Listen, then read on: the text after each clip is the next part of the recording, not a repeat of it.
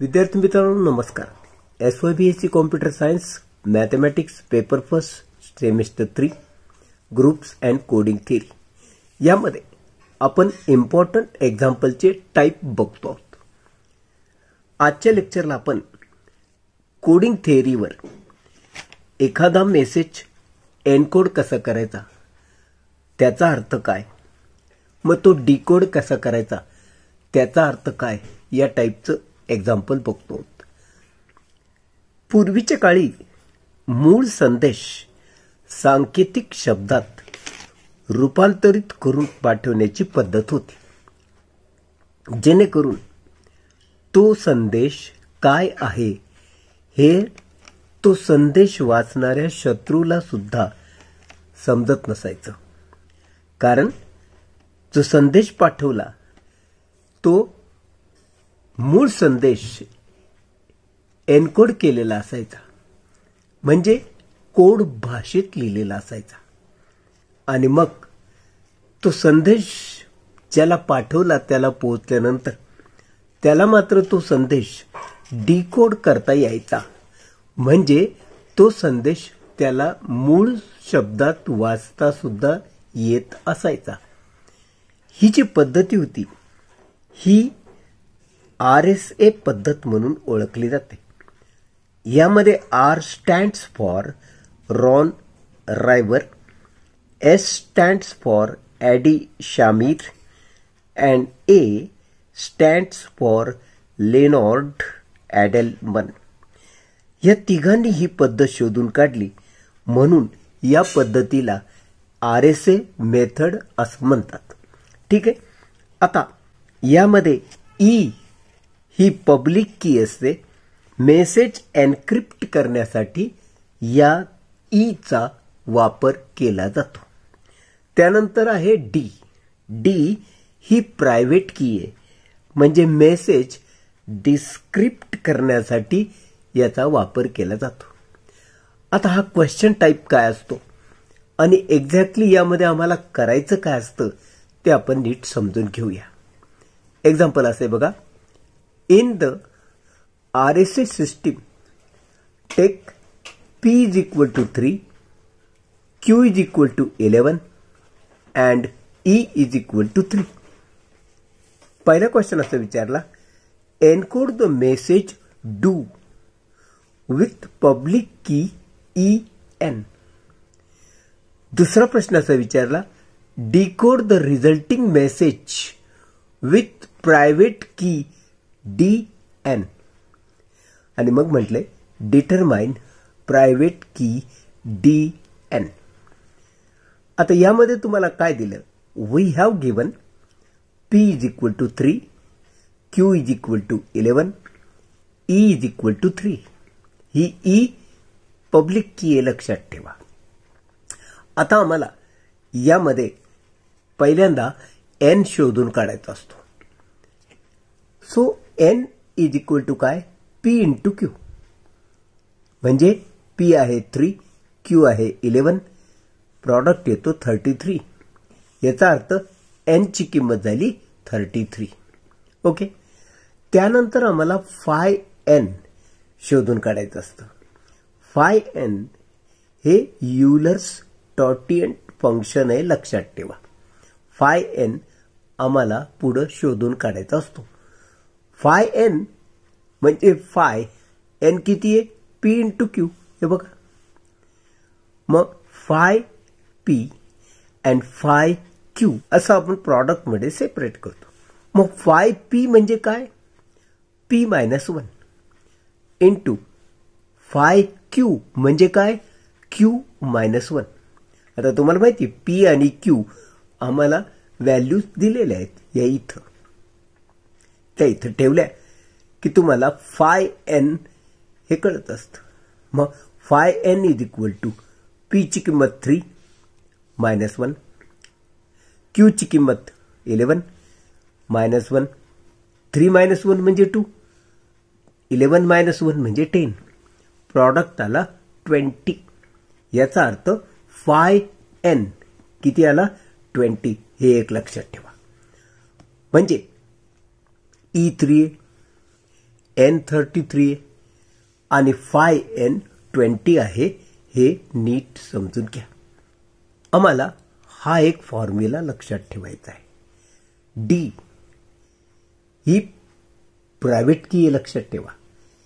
D ची किंमत शोधून काढायची म्हणजे D congruent E inverse mod of phi n. हा फॉर्म्युला लक्षात ठेवायचा. D congruent E inverse into mod of phi n. मग हा डी जसा तसा कॉन्ग्रुएंट ई इनवर्स e⁻⁻1 म्हणजे इनवर्स. आपण असं लिहू शकतो ना, 1/e. हा ई छेदात नेला तर 1 पॉझिटिव्ह होईल. e⁻1 लिहिण्याची पद्धत नाही, म्हणजे ई. सो ई इनवर्स म्हणजे काय, 1/e mod of phi n जसं तसं. आता आपण किमती भरूया. डी ची किंमत माहिती आहे का, नाही. ई ची किंमत किती आहे, 3. कॉन्ग्रुएंट 1 मॉड phi n किती आहे, 20. आता मित्रांनो, हे इथं आल्यावर कन्फ्यूज होऊ नका. हा डी इंटू 3 आहे बघा. ह्याला जर 20 ने डिवाइड केलं तर बाकी 1 उरली पाहिजे. ओके. मग आता डी ची किंमत किती घ्याल जेणेकरून हा गुणाकार जितका येईल त्याला 20 ने भाग जाईल. विचार जर केला तर आपण डी ची किंमत 7 जर घेतली तर 7 होतात 21 आणि 21 ला जर मी 20 ने भागलं तर बाकी उरते 1. हे रिमाइंडर असतं, म्हणजे बाकी असते. बघा बरं का, हे 21 त्याला मी 20 ने भागलं, 20 1 20, खाली उरला 1. हे काय आहे, रिमाइंडर आहे, जे आपण इथे लिहिलं ते. म्हणजे या इथे 21 पाहिजे हे निश्चित, तरच त्याला 20 ने जर भागलं तर बाकी 1 उरणार आहे. मग 21 गुणाकार कसा येऊ शकतो, 7 त्रिक 21. आणि याच्याशी जर कम्पेअर करताल तुम्ही तर डी ची किंमत 7 झाली. हा गुणिले 3 कॉन्ग्रुएंट 1 मॉड 20. मग डी ची किंमत खात्रीशीर आम्हाला कळली 7 असली पाहिजे. ओके. ही प्रायव्हेट की आहे, डी इज इक्वल टू 7.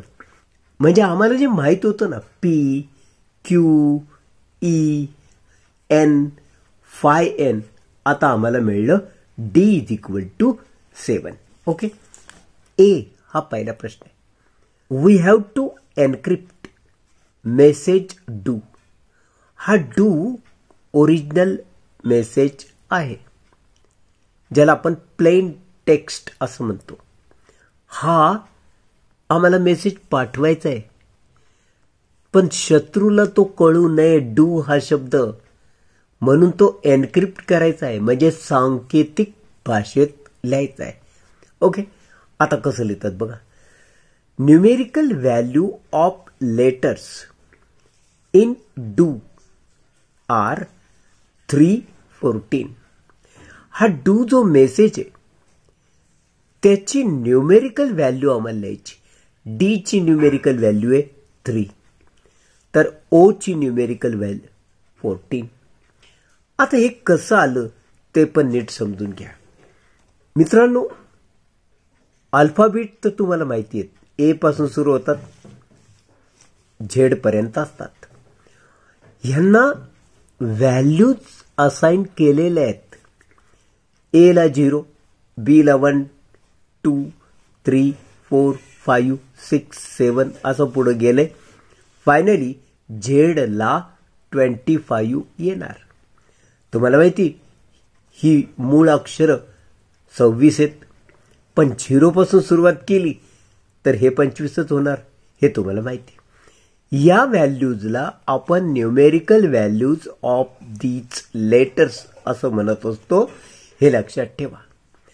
मग आता यामध्ये डू या शब्दातला डी न्यूमेरिकल व्हॅल्यू किती आली, 3. डू या शब्दात ओ आहे. ओ ची न्यूमेरिकल व्हॅल्यू किती येते? 14.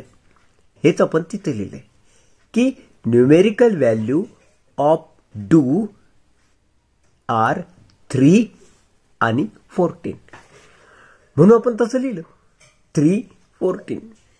आता आम्हाला या दोन व्हॅल्यूच्या बाबतीत नीट समजून घ्यायचं आहे, म्हणजे यांचा वापर करायचा आहे. तो असा असतो 3e म्हणजे ही पहिली व्हॅल्यू आहे ना, रेस टू ई लिहायचं असतं. 3e, ई किती आहे? 3. म्हणजे 3 झाला 3 आणि 3 किती होतात? 27. मग 27 मॉड 33 असा त्याचा अर्थ झाला. आता मित्रांनो, हा जो 27 आहे याला याने भागत बसायचंच नाही. जेव्हा जेव्हा ही व्हॅल्यू इथल्या संख्येपेक्षा कमी येते तेव्हा याला भागायचं नाही. हीच आहे रिमाइंडर, हे लक्षात ठेवायचं. म्हणून मी इथे लिहिलं रिमाइंडर इज इक्वल टू 27. दुसरी व्हॅल्यू होती 14. मग 14 रेस टू ई घ्यायचं परत. जसं इथं 3 रेस टू ई घेतलं ना, 14 रेस टू ई घ्यायचं. ई किती आहे? 3. म्हणजे 14 रेस टू 3. मग 14चा घन किती येतो बघा ना. 14चा घन येतो 2744. आता या 2744ला जर मी 3 ने भागलं तर बाकी उरणार 5. ओके, एकदा बघून घ्या.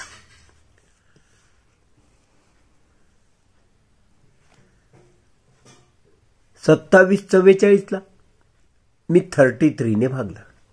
ठीक आहे, 33 ने भागलं तर 33 8 जा 264 होतात. 274 मधून 264 गेले, खाली उरले 10. वरतून घेतला हा 4, 104 झाले. 33 3 जा 99, वजाबाकी केली, खाली उरले 5, म्हणजे रिमाइंडर झाली 5. ही जी रिमाइंडर आली ती इथे लिहायची असते, लक्षात ठेवा. म्हणजे 2744ला जर मी 33 ने भागलं तर बाकी उरते 5, हा याचा अर्थ आहे. आणि ते मी इथं करून पण दाखवले. 2744ला 33 ने भागलं, बाकी उरली 5. मग ही उरलेली बाकी मी या इथे लिहिली. ठीक आहे, मग याचा अर्थ असा झाला, जो मेसेज आम्हाला बदलायचा आहे, शत्रूला कळू नये म्हणून डू हा शब्द आम्हाला बदलायचा आहे, तर त्याला आपण म्हणतो सायफर टेक्स्ट. याचा अर्थ मूळ मेसेज एन्कोड केला त्याला म्हणतात सायफर टेक्स्ट. लक्षात ठेवायचं. आणि cipher text has numerical value 27 and 5. तर जेव्हा जेव्हा ह्या रिमाइंडर असतात ना, त्या इथे लिहायच्या. मग 27 आणि 5 दॅट इज 15. आता 27 5 दॅट इज 15 हे काय? हा 5 तुम्ही इथे लिहिला, मला कळलं, पण 27 लिहिला होता आणि अचानक 1 का झाला ते पण बघून घ्या. मित्रांनो, इथं 25 झाले, आपल्याकडे तो 25 पर्यंतच आहे. मग 27 कसं शोधायचा? तर 25 म्हणल्यानंतर या इथं होतं बघ 26, असं परत उलट यायचं. 25ला एंड झालं ना, मग इथे यायचं, याला म्हणायचं 26 आणि याला म्हणायचं 27. म्हणजे 27च्या ऐवजी तुम्ही 1 लिहू शकता. कळलं? म्हणून मी 27च्या ऐवजी 1 लिहिलेलं आहे. 5 तर ठीक आहे, याच्यात बसतो म्हणून मी 5 लिहिला. म्हणजे काय अक्षर झालं? बी. म्हणून मित्रांनो, या 27च्या ऐवजी मी लिहिला 1. हा 5 तर आपल्याकडे आहे त्याच्यामुळे मी 5 लिहून टाकला. मग वी नो दॅट हा जो 1 आहे, 1 करस्पॉन्ड्स टू बी. हा आहे 5. मग 5 करस्पॉन्ड टू एफ. मग याचा अर्थ गिवन प्लेन टेक्स्ट डू जो होता तो आता बदलला, एनक्रिप्ट झाला. काय झाला तो? बी एफ. हे बघ, हा बी, हा एफ, बी एफ झाला. ठीक आहे, पहिला प्रश्न इथं संपला. डू हे प्लेन टेक्स्ट होतं, मूळ संदेश होता. तो शत्रूला वाचता येऊ नये म्हणून आपण एनक्रिप्ट केला आणि तो एनक्रिप्टेड मेसेज आता काय झाला? बी एफ. आता दुसरा प्रश्न असा विचारला, बी एफ तुम्ही मिळवला, तो परत ओरिजिनल मेसेज डूच येतो का हे चेक करायचं आहे. तर आपलं क्वेश्चन नंबर बी ला आपण सुरुवात करूया. नाव resulting message B F is decoded to original message using private key. आता एनक्रिप्ट करायला आपण पब्लिक की वापरतो, म्हणजे ई आणि एन वापरतो, परंतु मूळ संदेश परत वाचण्यासाठी आम्हाला प्रायव्हेट की वापरावी लागते, कारण ही प्रायव्हेट असते, ही फक्त त्या वाचणाऱ्यालाच दिलेली असते. त्यामुळं तो ओरिजिनल मेसेज परत त्याला वाचता येऊ शकतो. म्हणून प्रायव्हेट की साठी डी एनचा वापर करतात. आता डी आपण शोधून काढला होता, किती होता? 7. एन आपण शोधून काढला होता, किती होता? 33. आता मूळ मेसेज परत मिळवण्यासाठी याचा आपल्याला वापर करायचा आहे. म्हणून आपण काय लिहिणार बघा बरं का. F inverse 27. मूळ मेसेज बी आणि एफ काय होते? 27 आणि 5. ठीक आहे, मग मूळ शब्द परत मिळवण्यासाठी आपण 27चा वापर केला. आता 27 रेस टू डी लिहायचा असतो, प्रायव्हेट की डी. मग 27 रेस टू डी म्हणजे 27 रेस टू 7. हे जर तुम्ही करून पाहिलं तर ते येतं 104, 603, 53, 203. 27चा 7 घात इतका येतो. म्हणजे आता तुम्हाला काय करायचं माहिती का? 104, 603, 53, 203 कॉन्ग्रुएंट इथं किती हे तुला शोधायचंय. 3 कसा आला शोधायचंय. तर लक्षात ठेव, 33 ने याला जर भागलं तर बाकी 3 उरते, म्हणजे रिमाइंडर 3 उरतो. म्हणून मी इथं लिहिला 3. मग तू काय केलं पाहिजे? याला 33 ने सरळ सरळ भागून घ्यायचं आणि भागल्यानंतर जी बाकी उरेल ती इथं लिहायची. मी तुला हा भागाकार करून दाखवतो. बघा मित्रांनो, 104, 603, 53, 203 याला मी 33 ने भागायला सुरुवात केली. 33 3 जा 99. सबट्रॅक्शन केली, ती आली 5. वरतून घेतला हा 6, म्हणजे झालं 56. मग 33 1 जा 33. वजाबाकी केली, 23 आली. मग वरतून हा 0 घेतला. 33 6 जा 198 आला. म्हणजे याचा अर्थ ही वजाबाकी जर केली तर ती येते 32. आता वरतून घ्यायचा हा 3 झाली 323. मग 33 9 जा 297. मग ही वजाबाकी केली, ती आली 26. आता वरतून घेतला हा 5. 33 8 जा 264. वजाबाकी केली, 1 उरला. वरतून घेतला हा 3. पण 13 झालं. 13 तर याच्यापेक्षा लहान आहे, म्हणून आपण 0चा भाग देतो. 33 0 चा झिरो लिहितो आपण. ओके, मग वजाबाकी जर केली तर अर्थात ती 13च येणार. आता मी वरतून घेतो हा 2, ते झाले 132. मग 33 4 जा 132. आता वजाबाकी जर केली तर 0 आणि वरतून सुद्धा हा 0 मी घेतला म्हणजे टोटल 0 झाले. मग 33 0 जा, इथं लिहायचा 0, वजाबाकी केली तर 0च येणार. आणि फायनली वरतून हा 3 घेतला.